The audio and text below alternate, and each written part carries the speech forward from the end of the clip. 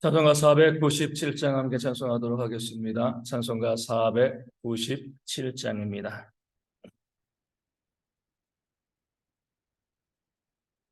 찬송가 497장 함께 찬송합니다. 주 예수 넓은 사랑 그 크신 은혜를 나 힘써 전파하는 참 기쁜 일일세.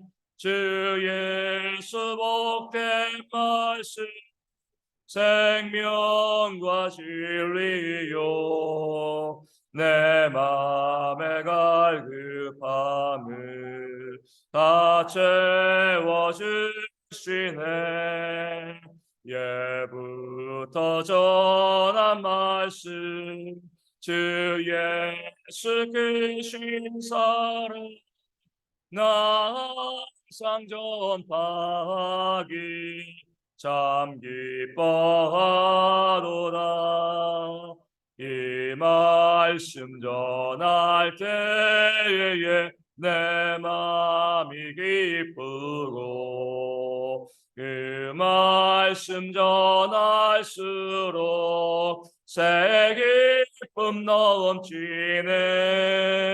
구원의 복된 말씀 못 들은 사람이 세상에 많음으로 힘써서 전하세. 예부터 전한 말씀 주 예수 크신 사랑 나 항상 전파하기 참 기뻐하도다.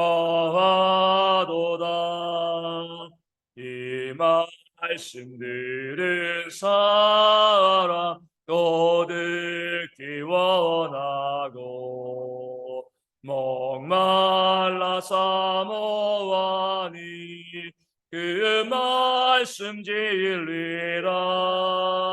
그 나라 영원 나무를 새노래 예부터 좋아하고 이 말씀뿐일세. 예부터 전한 말씀 주 예수 크신 사랑 나 항상 전파하기 참 기뻐하도다. 아멘. 사도신경으로 우리의 신앙을 함께 고백합니다. 나는 전능하신 아버지 하나님 천지의 창조주를 믿습니다. 나는 그의 유일하신 아들 우리 주 예수 그리스도를 믿습니다. 그는 성령으로 잉태되어 동정녀 마리아에게서 나시고 본디오 빌라도에게 고난을 받아 십자가에 못 박혀 죽으시고 장사된 지 사흘 만에 죽은 자 가운데서 다시 살아나셨으며 하늘에 오르시어 전능하신 아버지 하나님 우편에 앉아 계시다가 거기로부터 살아있는 자와 죽은 자를 심판하러 오십니다. 나는 성령을 믿으며 거룩한 공교회와 성도의 교제와 죄를 용서받는 것과 몸의 부활과 영생을 믿습니다. 아멘.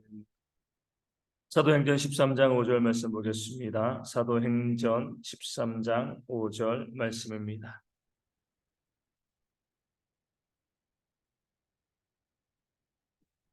사도행전 13장 5절 제가 말씀을 읽어드리겠습니다. 살라미에 이르러 하나님의 말씀을 유대인의 여러 회당에서 전할세 요한을 수행원으로 두었더라. 아멘. 오늘 말씀은 이제 모든 선교팀들, 저희교회뿐만 아니다 이 땅에 존재하는 모든 선교팀과 선교지 그리고 또 모든 교회가 극복해야 될, 또 우리 받아들여야 될 중요한 문제가 오늘 말씀 가운데 나와 있습니다. 이 바나바와 사울이 복음을 증거하다가 살라미에 이르러서 하나님의 말씀을 어디에요? 유대인의 여러 회당에 전했습니다. 그러니까 복음에 있어서 처음에 초대교회를 세우고 복음을 증거함에 있어서 가장 먼저 어느 도시에 갔을 때 복음을 전할 때 찾은 것이 바로 유대인의 회당이었죠. 그들은 예수님을 믿지 않았지만 구약 성경을 통하여서 하나님을 알고 있었기 때문에 그래요.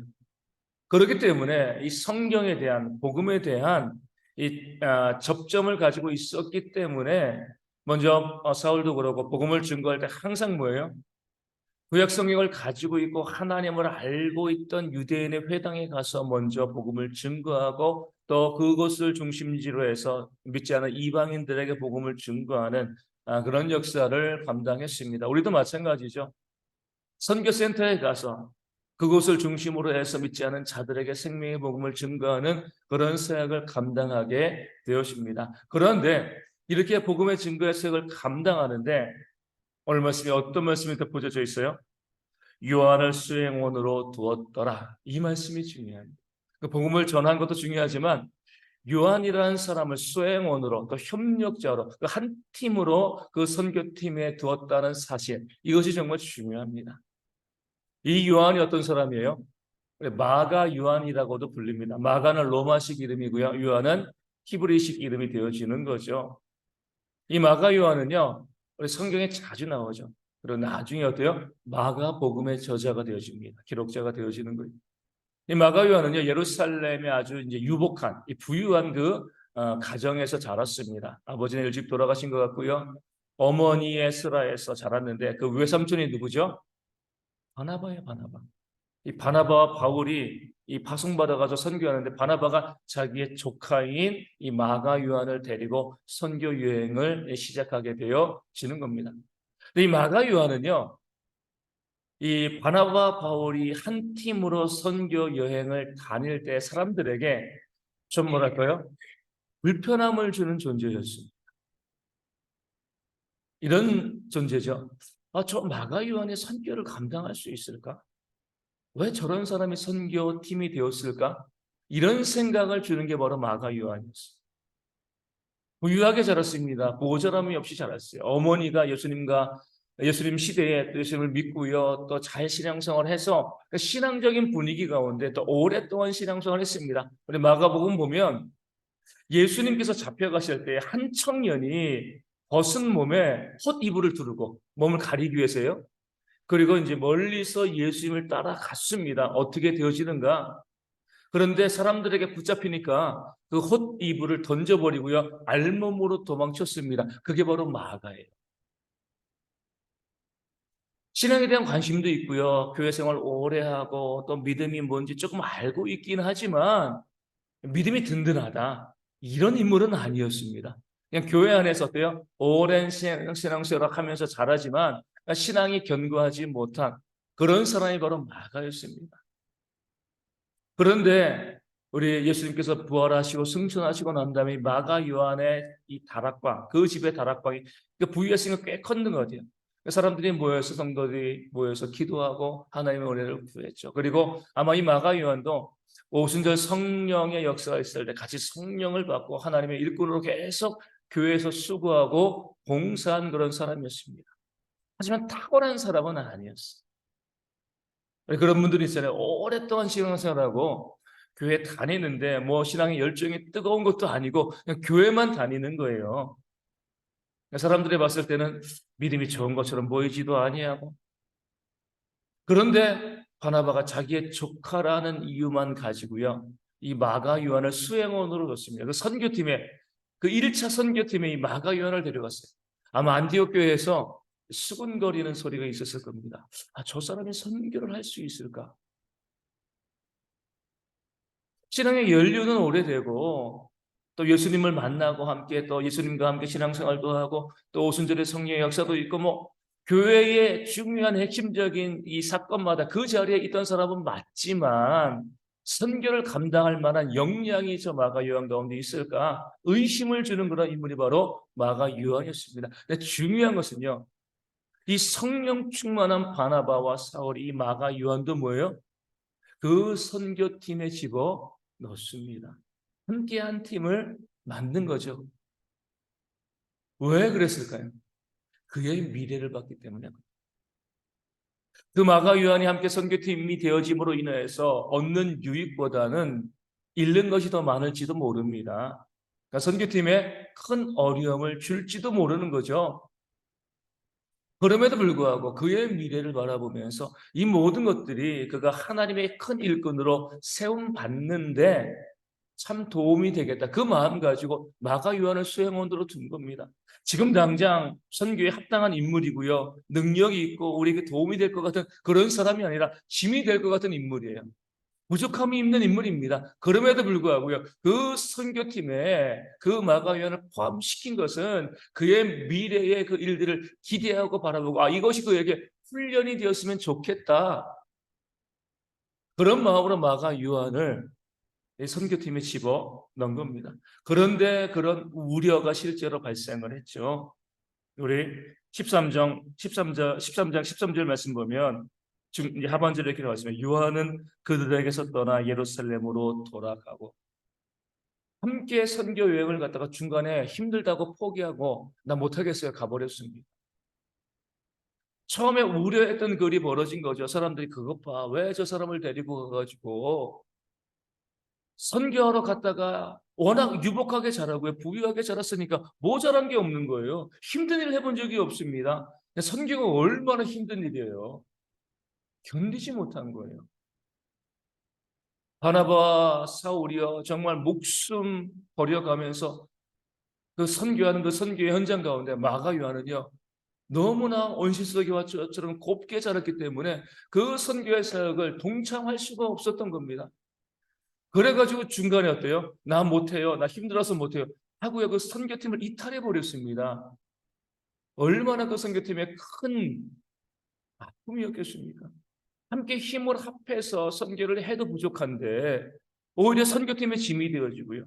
그 선교팀의 문제가 되어져서 중간에 돌아가 버렸으니까 이 바나바와 사울이 얼마나 실망했겠어요. 그리고 아시는 것처럼 나중에 어때요? 1차 선교 여행을 선교 여행을 잘 마무리하고 2차 선교 여행을 다시 떠나려고 했을 때 이 바나바가 사울에게 또 이렇게 요청합니다. 우리 마가 요한을 다시 데리고 갑시다. 그때 사울은요 용납할 수가 없었어요. 처음에 그 선교 여행에 우리 가운데 얼마나 큰 문제를 일으킨 사람이었는가. 나는 마가 요한과는 함께 선교할 수 없다라고 생각하고요.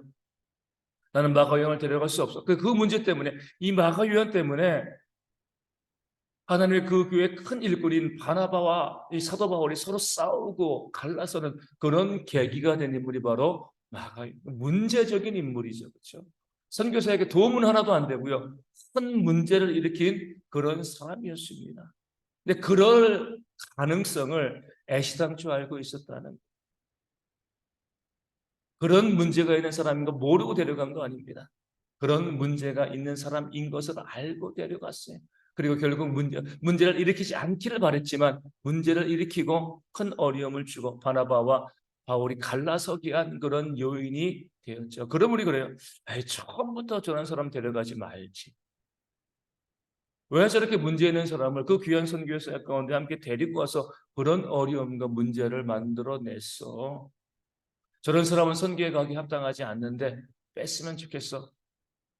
아마 이런 이야기들이 나왔을 겁니다. 그런데 그렇게 문제가 있고요. 결국 문제를 일으킨 인물이라 할지라도 이 마가 요한을 선교팀에 집어넣고 하나님께서 또 그렇게 함께 가게 하신 이유는요. 비록 그 선교팀에는 아픔이 있고 어려움이 있었지만 나중에 그 선교의 경험과 그 선교의 모습을 통해서 그 마가 요한이 뭐예요? 하나님의 큰 일꾼으로 세워지기를 바라는 그런 하나님의 마음이 있었기 때문에 그렇습니다.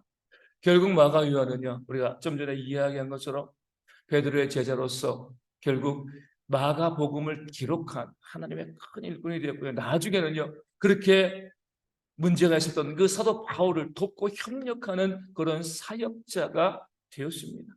그 처음에는 부족한 일꾼이었고요. 또 문제를 만든 그런 사람이었지만 그런 과정이 있었기 때문에 나중에 되었을 뭐예요?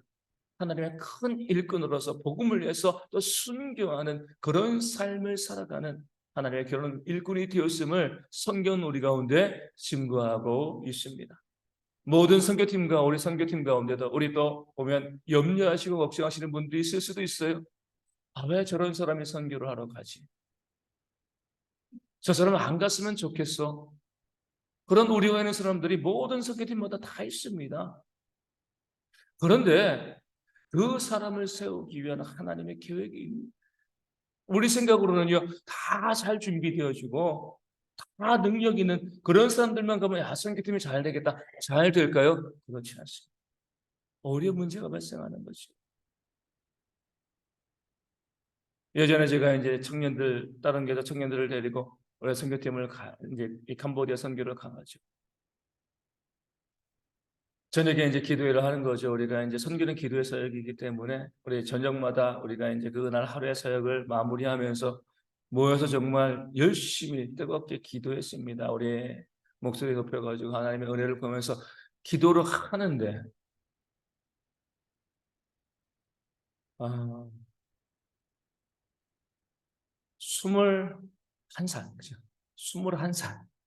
21살 먹은 젊은 여자 청년이 막 함께 기도하는 제 옆으로 쪼르르 오는 거예요. 그 선교지에 가가지고. 왜 왔을까요?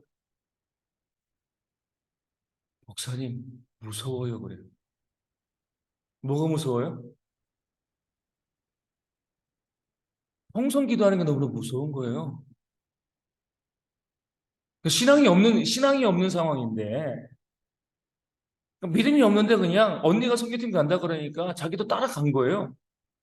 그러니까 전혀 준비가 안 된 상황에서 선교팀에 가가지고 저녁에 막 기도하니까 처음 보는 거거든요.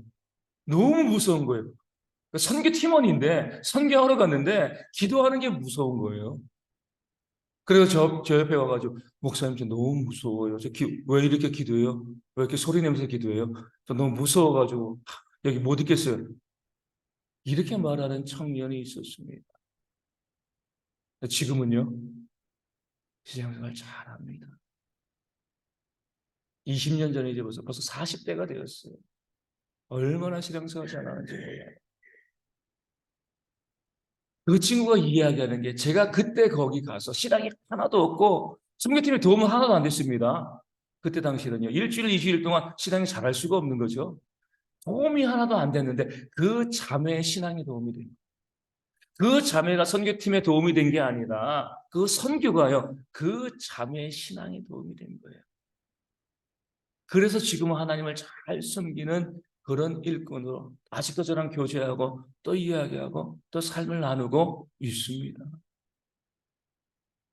우리가 봤을 때 우리는 그래요. 항상 보면 특히 신앙에 열정 있는 분들은요. 우리 교회도 그래요. 야, 나 신앙이 좋은 사람들만 있으면 정말 좋겠다. 신앙이 훌륭한 사람들만 있으면 우리 교회가 잘 되겠지. 근데 교회는 그렇지 않습니다. 헌신하는 사람들이 있고요. 앞으로 헌신하는 사람들을 키우는 모습도 교회 가운데 있는 거예요. 지금 너무나 부족해 보이고 너무나 연약해 보이지만 우리가 그들을 무시하지 않고 비난하지 않고 정죄하지 않고 품어주고 받아주고 안아주면 뭐예요? 그 사람들이 지금은 돌봄을 받는 사람들이지만 10년 뒤, 20년 뒤 이 교회를 이끌어 가고요. 헌신하는 그런 사람들로 세워지는 거죠. 이것을 바라보는 것이 신앙의 눈이 되어지는 거예요. 좋은 교회는 어떤 교회예요? 부족하고 못난 사람들을 걸러내고요. 자르는 교회는 나쁜 교회입니다.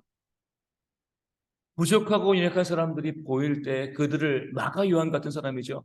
그들을 함께 팀원으로 받아들이고 또 그들이 문제를 일으켜도 어때요?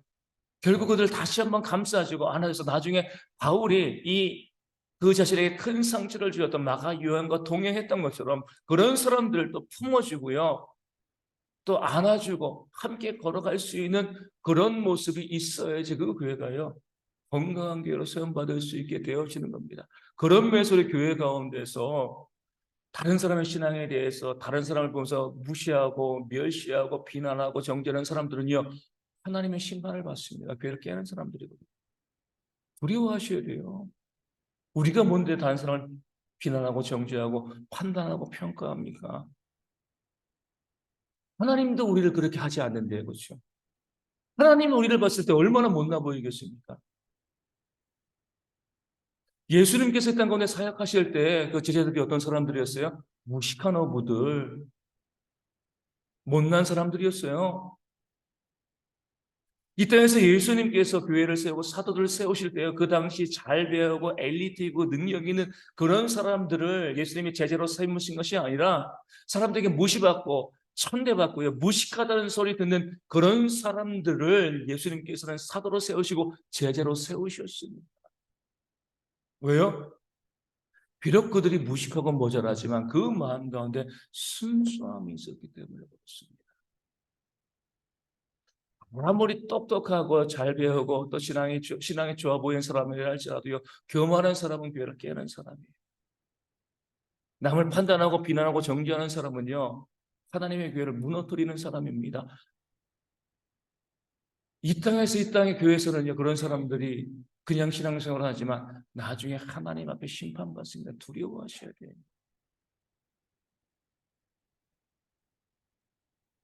참된 교회는요, 예수님처럼 그렇게 못난 사람들을 품어 안고요, 그들을 위로하고 또 함께 손잡고 걸어갈 수 있는 그런 교회가 참된 교회가 되어지는 겁니다. 이 사회도 마찬가지잖아요. 우리 사회의 병폐가 뭐예요? 능력 있고 잘난 사람들이 자기들끼리만 살아가려고 그런 세계를 만들다 보니까 사회가 문제인 거죠. 좋은 사회는요, 부족하고 연약한 사람들 손잡고 걸어갈 수 있는 사회가 좋은 사회입니다. 교회도 마찬가지예요. 우리 선교팀도 마찬가지입니다. 부족한 사람이 있기 때문에 그 선교팀이 온전해지는 겁니다. 능력 있는 사람들이 있어가지고 선교팀이 잘 되는 것이 아니고요, 그렇게 부족하고 연약한 사람들이 선교팀에 함께 가기 때문에 더 기도하게 되어지고 더 섬기게 되어지고 더 사랑하게 되어지고 그것을 통해서 선교팀이요, 귀하게 세워지고 하나님의 사역을 감당해 나가게 되어지는 겁니다. 이번 선교팀을 봐도요, 저를 비롯해가지고 부족한 사람들로 채워지니까 너무나 감사한 거죠. 능력 있는 사람도 있어서 감사한 거 아니에요. 부족한 사람들이 있어서 감사한 겁니다. 그러게 하나님이 역사하시는 겁니다. 이게 우리가 바라봐야 될 거룩한 관점이 되어지는 겁니다. 그래서 우리가 선교팀을 바라보시면서 우리는 세상과 달라야 돼요. 세상이 선교팀을 바라보면 한숨 쉬고 탄식하는 거죠. 야, 어떻게 저렇게 부족한 사람들이 가서 그런 일을 감당할까? 근데 교회는 다르게 바라보는 거죠. 아, 저렇게 부족한 사람들이 가니까 하나님이 역사하시겠구나. 똑같은 사람들을 바라보고요, 다른 관점으로 평가할 수 있는 것이 우리 거룩입니다. 그러게 사도 바울은 무엇을 이야기해? 나는 나의 약함을 자랑한다 그러잖아요. 우리 지난 금요일 때 말씀 나눴잖아요. 그렇죠? 왜 약함을 자랑해요? 내가 약할 때 그리스도의 능력이 나타나기 때문에 그렇습니다. 내가 강하면 하나님의 능력이 나타나지 않는 거예요. 그런 선교팀 되어지기를 바라고요. 우리 모든 성도들도 그 부족함이 있기 때문에 더 기대하시고요, 더 기도해 주시면 감사하겠고요. 그런 모습으로 하나님께서 이 부족한 선교팀을 통하여서 그 몽골에 하나님의 귀한 복음의 씨앗을 온전히 심게 되어질 줄로 믿습니다. 그리고 우리 교회도 마찬가지예요.